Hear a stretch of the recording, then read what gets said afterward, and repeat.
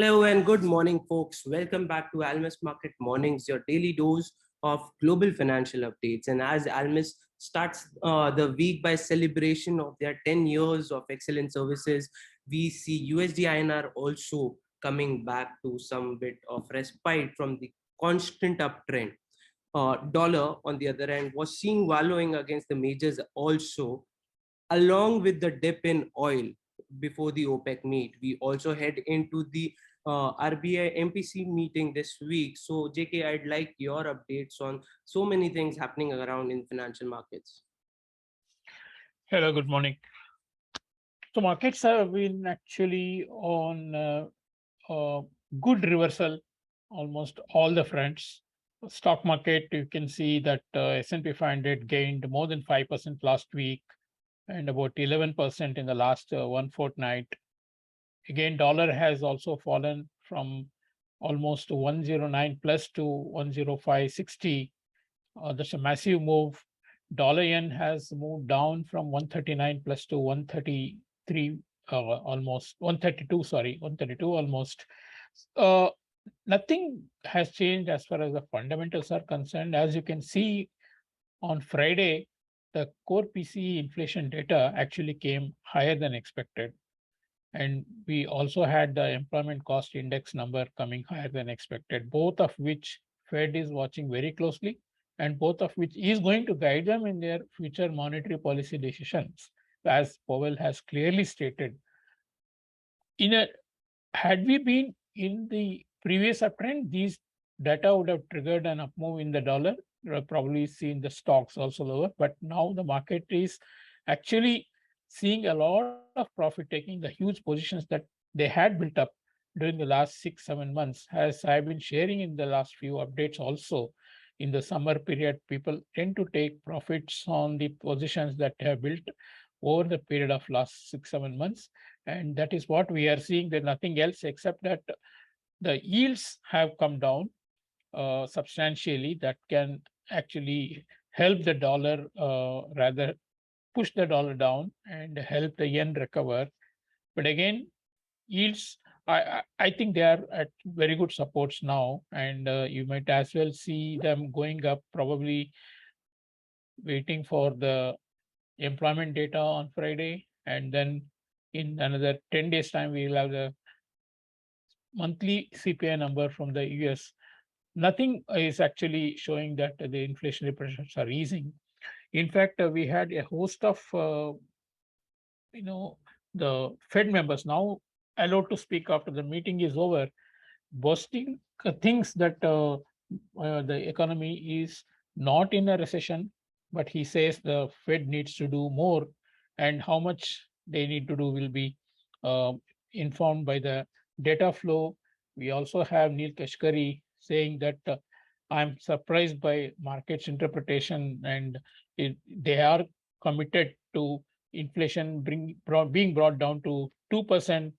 Then Fed Waller also put out a research note, saying that a soft landing is possible for the labor market, pushing back against well-publicized view of Larry Summers. Larry Summers, in fact, was the one who initially said that even as Fed was talking about transitory inflation, Larry Summers, the former Treasury Secretary, was the one who said that we are in for huge inflation spike, something like the 80s, and the Fed will have to hike rates substantially. And subsequently, Fed followed, and he's still sticking to the fact, rather expectation that inflation will not come down, and Fed will have to see much higher unemployment rate to cool the inflation. So these are some things which will actually not in line with what the markets are moving. As I said, the moves are driven by profit taking. And same thing goes for the rupee as well, because we have seen a one-way move in the rupee right from February of this year. We had outflows of FIS for every month this year, excepting in July. July was a small positive as per the data published. So again, there's a huge profit taking on the dollar rupee longs as well, because we saw 80 plus big intervention from RBI a couple of times and then triggering the exporters to come and sell. So oil is not going above 108. All these factors actually seeing that rupee is also somewhat correcting its huge one-way up move. So we will have to see where this correction ends. My net statement is that we have not seen a change of trend either in the dollar or even in the stocks or in the inflation and accordingly in the yields. These are uh, position cutting uh, because it was excessively built, and we are entering probably into a slightly thinner market conditions going into the summer.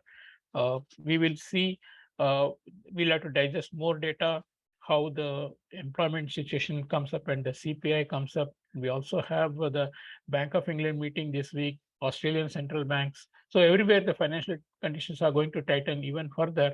It's very difficult to conceive that the stocks are going to do, the previous going towards the previous highs when these conditions are ruling.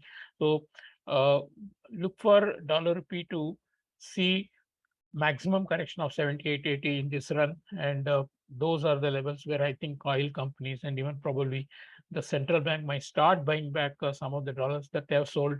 Euro has a huge resistance at 1.0280, and dollar yen, of course, may extend because it's one of the most overbought currencies. So overall, I think we look for just waiting for these corrections to end to get back into the trend. We might have two-way swings for some more time, but that's par for the course. Thank you. Okay, so all in all, I can understand there's going to be some bit more of volatility with the two-way swings all across major currencies along with our USD INR. But I like the fact that you've mentioned there's no change in trend yet. We are into the phase of corrections, and the fundamentals still say the there is no change in the trend for any of the currencies by far. But at the same time, there's also a good argument wherein they say the world markets in moves in cycles of optimism and pessimism along with the different phases of euphoria. So now excessive GDP outputs, if they are good, then even the lower ones are also good for them to bring down the equilibrium. So as of now, as a lot of Fed members are seeing economy is not in recession, is what they're saying. So let's see how they are reacting. At the same time, we have our central bank coming in this week, and we'll wait for further updates from them. Till then, that's it for today. Thank you, folks, for listening.